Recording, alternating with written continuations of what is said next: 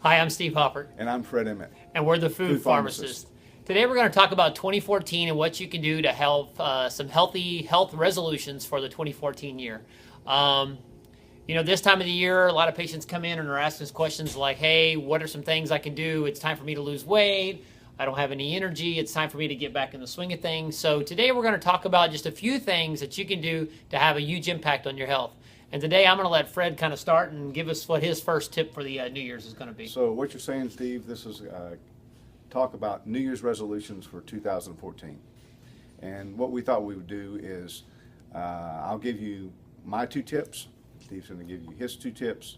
And we want to wish you a happy, and healthy New Year 2014. Well, I want to keep it simple. And the simplest things that you can do for a healthier 2014 is, number one, move your body. I would like all of you to consider walking for 30 to 45 minutes every day, getting out of your chair, getting off the couch, and just move. And that has so many health benefits: cardiovascular, your brain, weight loss.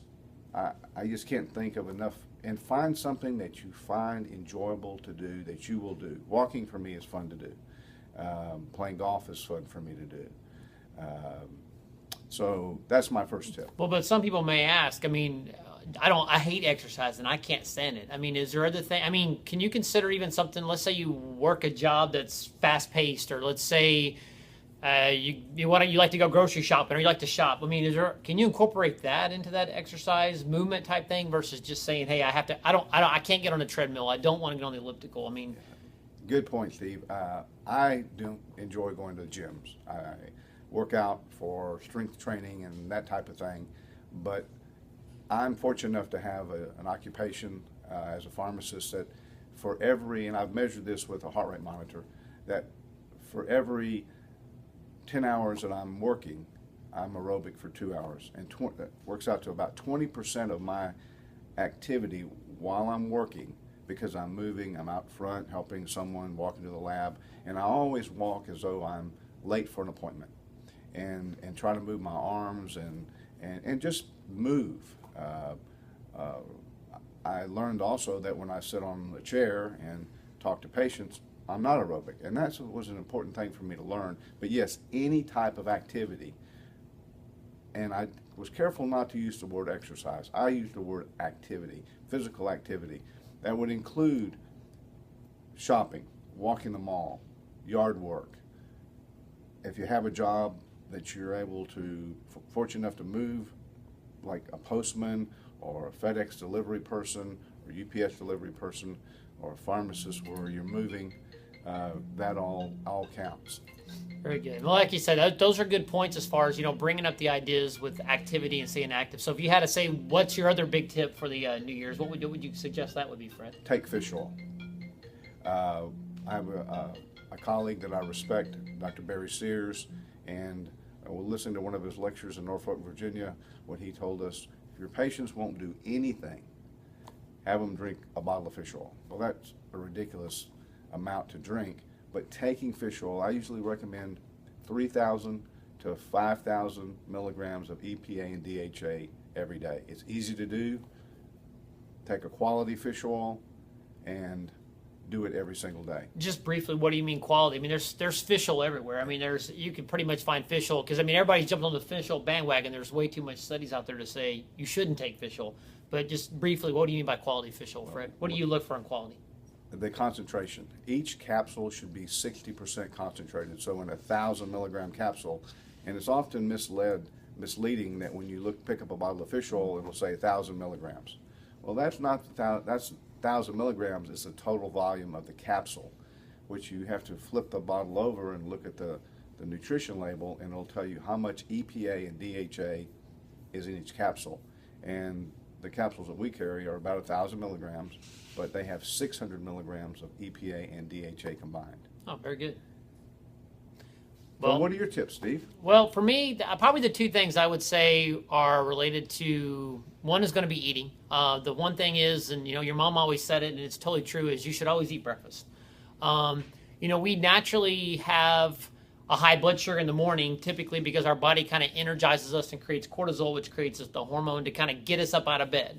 But that's only to get us out of bed. That's not to get us through the morning. And obviously with most of us and our busyness, with our hectic schedules, we need that extra boost. And so what I'm always going to say is eat your breakfast. I mean, it's been shown, studies and time that people who eat breakfast and put nutrition in their body in the morning early perform better at jobs, perform better at school, and do things like that. And so that's what I'm going to say. My thing is eat breakfast. Good point. So I should have a bagel and a bowl of cereal and milk for breakfast? You know, I would almost say if you got something's better than nothing, but no, absolutely not. We're already going to make a lot of blood sugar in the morning naturally without doing a thing. So what I would suggest is we want to do a protein-heavy breakfast as far as that goes. And ideally, if you're going to do it right, we want to eat a protein-heavy breakfast with regard maybe like something like eggs or a lean meat. I would also throw a good fat in there, whether it be something like almonds, avocado, olive oil.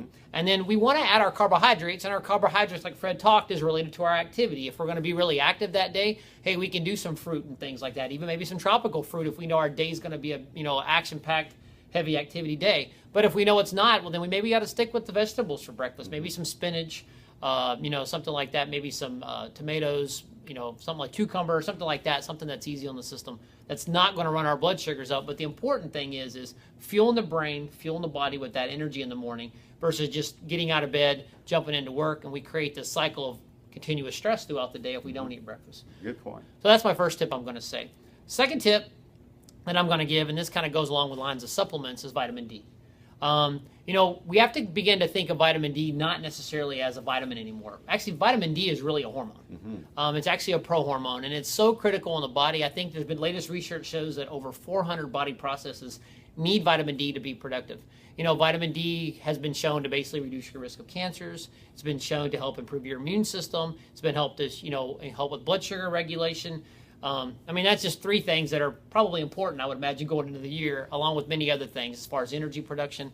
And so what I'm going to suggest is taking vitamin D on a regular basis. And I would really recommend it's the one test even most practitioners nowadays have recognized, you know what, I need to check vitamin D levels or I can have my patients in trouble. And so what we recommend is anywhere, and I've seen on average patients eat anywhere between about 4,000 to 7,000 units a day. And I can't tell you what you need. I can't tell, but what I tell patients is we usually start anywhere between, say, 4,000 to 5,000 units a day, do it for 3 months, and have their levels checked. And there may be some questions about that. Hey, what's the ideal vitamin D level? Ideally, I'm going to say shoot for 70. We've seen over the years, I know back when we started doing a lot of the vitamin D, back kind of before vitamin D was cool, 30 to 50 was the ideal on most of the blood work. And if you got above 30, your doctors were happy. Well, I'll be honest with you, if you're 30, you're kind of running with the tank half low. I mean, you really need more vitamin D than that. So that's the thing that we would like to see is patients get their D levels up to about 70. And the only way to check that is just an easy, simple blood test to check to see if it's good. But those are my two tips for the new year as far as that goes. So let's summarize this. Tip number one, get moving. Get off the couch, get out of your chair, go shopping, do yard work, find some activity that you love doing. Take fish oil, at least 3,000 to 5,000 units a day of quality EPA and DHA. Eat breakfast. Eat a quality, higher protein breakfast, and let the type of carbohydrate that you have be determined by what your activity is going to be for that day. And fourth is get your vitamin D levels up to at least 70. And your doctor will check your vitamin D levels, and if you're at 30, you're going to be, oh, that's good. It really needs to be at a higher level. Most definitely. So, well, like you said, that's our tip for the new year. As always, we always tell you if you have questions, we'd love to have your input as far as feedback on our topics that we've been discussing. If you want a topic discussed, please email us, Steve H. at magnoliapharmacy.com. And I'm Fred E. at magnoliapharmacy.com. And we're wishing you a very happy 2014 and a happy new year. Thank you, Steve. Thank you. Happy New Year. Happy New Year.